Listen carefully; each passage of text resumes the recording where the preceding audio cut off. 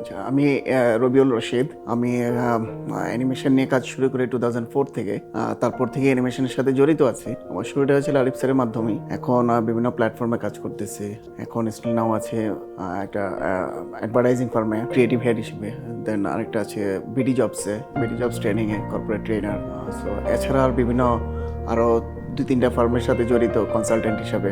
আমার নিজে একটা ফার্ম দাঁড় করানোর চেষ্টা করতেছি, আস্তে আস্তে এগিয়ে যাচ্ছে।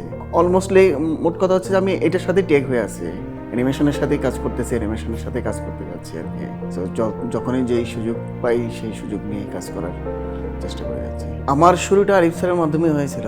Unfortunately I am very lucky যে বাংলাদেশে যিনি একদম প্রথম পায়োনিয়ার ছিল, শুরুটা যার মাধ্যমে হয়েছিল, বাংলাদেশের অ্যানিমেশনের গল্পটা যার মাধ্যমে শুরু হয়েছিল, আরিফ স্যারের মাধ্যমে আমার অ্যানিমেশনের যাত্রাটা শুরু। এই কারণে আমার এখনো পর্যন্ত কাজ করে যাচ্ছি। তো স্যার হচ্ছে যে এমন যে বাংলাদেশে অ্যানিমেশনে ট্রেনিংয়ের ক্ষেত্রে স্যারের বিকল্প কেউ নাই। ওয়ান ম্যান বাংলাদেশ, যেখানেই যাব সেখানেই স্যারকে পাওয়া যাবে, সেখানেই স্যারের স্টুডেন্ট ছড়ায় ছিটে আছে, দেশে দেশে বাহিরে আছে।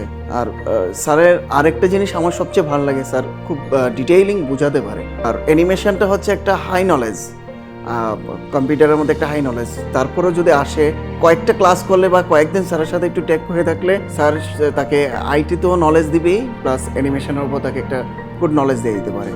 স্যারের বিকল্প আমি কিছু আপাতত দেখছি না। আমি বিভিন্ন জায়গাতে ক্লাস নেওয়ার পরে আমি আমার এক্সপিরিয়েন্স থেকে বেস্ট ইন বাংলাদেশ স্যারের বিকল্প আসলে নাই। স্যার কত প্ল্যাটফর্মে কাজ করতেছে, কত ধরনের কাজ করতেছে।